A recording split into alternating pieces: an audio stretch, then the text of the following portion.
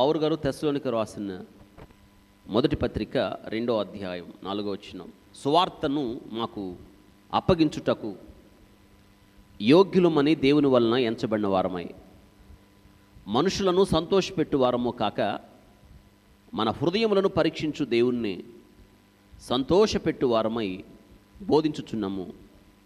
పౌలు గారు ఒక మాట చెప్పాడు ఇక్కడ, మేము మనుషుల్ని సంతోషపెట్టువారము కాము. ఎవరిని? దేవుని సంతోషపెట్టువారు. ఇక్కడ మన జీవిత గమ్యం ఏమిటంటే ప్రభువును సంతోషపెట్టాలి, మనుషుల్ని కాదు. మనుషుల మెప్పును మేము కోరలేదు అని అంటున్నాడు పౌలు గారు. ఇంకొక మాట అన్నాడు, నేను మనుషుని సంతోషపెట్టు వాడినైతే ఎన్నటికీ దేవుణ్ణి.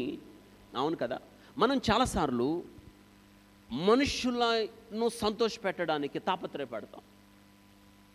మనుషుల దృష్టిలో మనం ఉండడానికి, ఒక గొప్ప వ్యక్తి మనల్ని పొగడాలని మనం ఆశపడతాం, ఒక గొప్ప వ్యక్తి కళ్ళల్లో మనం ఉండాలని ఇష్టపడతాం. కానీ పౌలు గారు అది కోరుకోలేదు. ఆయన ఎంత బాగా చెప్తున్నాడు.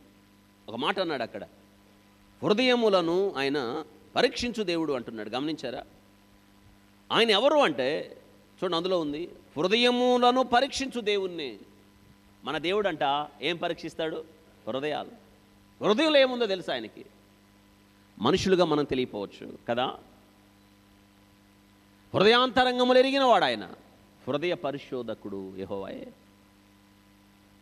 మనుష్యుడు పై విషయాలను చూస్తాడు, దేవుడు. అవునండి, అందుకే నేను కోరుకోలేదు దావీదు అన్నల్ని, నేను కోరుకోలేదు వాళ్ళని. సమూయేలేమో యెహోవా కోరుకున్నవాడు ఇతడే అంటాడు, దావీదు అన్న ఒక్కొక్కడు వస్తుంటే. కానీ దేవుడు అంటాడు నేను అతన్ని. మనుష్యుడు పై విషయాలను చూస్తాడు, దేవుడు. ఒకవేళ దేవుడు పరీక్షిస్తే ఏంటి మన సంగతి? ఆలోచించండి. ఎవరిని సంతోషపెట్టాలనుకుంటున్నావు? ఇది మనం గుర్తెరగవలసిన విషయం. ఈ 2024లో మనం దేవుణ్ణి మాత్రమే సంతోషపెట్టేవారని అవుదాం. ఇంకొక మాట ఆ ముందు అధ్యాయంలో చూడండి. కొలసి రాసిన పత్రిక 3వ అధ్యాయం 23వ వచనంలో చక్కగా రాయబడింది చూడండి. ప్రభు వలన స్వాస్థ్యమును ప్రతిఫలముగా పొందుదమని ఎరుగుదము గనక మీరేమి చేసినది మనుషుల నిమిత్తము కాక ప్రభు నిమిత్తం మనస్ఫూర్తిగా. నువ్వే చేసినా మనుషుల నిమిత్తం కాదు, ప్రభు నిమిత్తం. ప్రభు నిమిత్తమే మనం ఇక్కడ ఉన్నాం, ప్రభు నిమిత్తమే బ్రతుకున్నాం, సజీవులుగా ఉన్నాం. మనుషుల నిమిత్తం కాదు, ప్రభు నిమిత్తం చేయండి అంటున్నాడు. చేస్తున్నామా? ప్రభు నిమిత్తము ఎట్ట చేయాలంట? మనస్ఫూర్తిగా. కాబట్టి మీరు పరిచర్య చేయండి ఈ సంవత్సరం. ఇంకా అనేకులను క్రీస్తు యొద్దకు మీరు తేగలరు, తీసుకురండి. స్త్రీల పరిచర్యలు చేయగలరు, చేయండి. పురుషుల పరిచర్య చేయగలరు, చేయండి. చిన్నపిల్లల పరిచర్య చేయగలరు. వెతుకులాడండి, పసిపిల్లల్ని వెతుకులాడండి. టీన్స్ గ్రూప్ పిల్లలు ఎక్కడున్నారు? దేవుని దగ్గరకు రాకుండా, ఆ వయసు చెడిపోయే వయసు, పాడైపోయే వయసు, వాళ్ళని పట్టండి, దేవుని దగ్గరకు తీసుకురండి, దగ్గర పెట్టుకోండి, వాళ్ళకి మంచి మాటలు చెప్పండి. చేయి పట్టుకొని తెచ్చేవాడు వదిలిపెట్టండి, ప్రభువే కార్యం చేస్తాడు.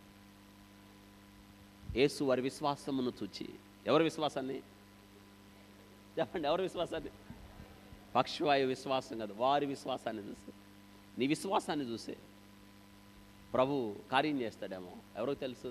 నీ విశ్వాసాన్ని చూసి ప్రభు అనేక మందిని రక్షిస్తాడేమో. నీ విశ్వాసం చూసి అనేక మందిని దేవుడు స్వస్థపరుస్తాడేమో. నీ విశ్వాసాన్ని చూసి దేవుడు వ్యక్తి జీవితాలు కడతాడేమో. వారి విశ్వాసమును చూచి పక్షవాయువు కలిగిన వానితో అన్నాడు, కుమారుడా నీ పాపాలు లేచి నీ పరుపెత్తుకున్నాడు అని. వింటున్నారా? కాబట్టి ఈ సంవత్సరం మీరు ఏం చేయాలంటే, మీరు మీ యొక్క దర్శనాన్ని మీరు విస్తరింప చేసుకోవాలి. అవును, మీరు ఏం చేయాలంటే expand your horizons, your boundaries or territories.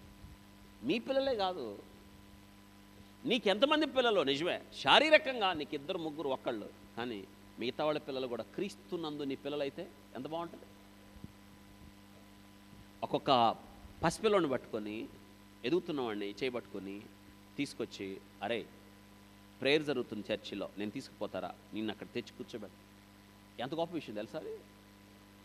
ఒక చిన్నోడిని పట్టుకొచ్చి నువ్వు దేవుని దగ్గర కూర్చోబెడుతున్నావు అంటే వాడు ఏమవుతాడో మనకేం తెలుసు. గొప్ప వ్యక్తి దేవుని కొరకు ఈ దేశాన్ని మండించగలుగుతాడేమో, కానీ వాడిని చేయి పట్టుకొని ఆనవాళ్ళు నీయే. మీరు ఆలోచించండి. చేయాలి, పరిచర్య చేయాలి. మనమే ఎలా ఉండాలి తెలుసా? మనం let us be a peacemakers. అవునండి, మనం మత్తయి సువార్త 5వ అధ్యాయం 9వ వచనంలాగా పీస్ మేకర్స్. దేవునితో తీసుకొచ్చే సమాధానాన్ని కలిపేవాడు ఉండలేదు. సమాధాన కారకులు అవ్వాలి మనం, పీస్ మేకర్స్. కాబట్టి ఈ సంవత్సరం మీరు ఏం చేయాలంటే, మీరున్న పరిధిలో దేవుని కొరకు పనిచేయండి, దేవుని కొరకు మాట్లాడండి, దేవుని కొరకు వెళ్ళండి, దేవుని కొరకు సంబంధాలు పెట్టుకోండి. Healthy relationships. వింటున్నారా? కాబట్టి మనం ఏది చేసినను మనుష్యుల నిమిత్తము కాక ప్రభు నిమిత్తం ఎట్ చేయాలి, మనస్ఫూర్తిగా. మీరు ఏది చేసినను చెప్పండి, ఏది చేసినా మనస్ఫూర్తిగా, ఇది నాది, ఇది దేవుని పరిచర్య, నాకు ఇచ్చాడు, ఇది నేను చేయాలి. అలా చేస్తారా? అలా చేసినప్పుడు మనం దేవుని యొక్క రాజ్యాన్ని భూమి మీద విస్తరింపచేసిన వాళ్ళు అవుతాం, ఆయన రాజ్యాన్ని కట్టిన వాళ్ళు అవుతాం. దేవుడి వాక్యమును మన కొరకు ఆస్వాదించునుగా.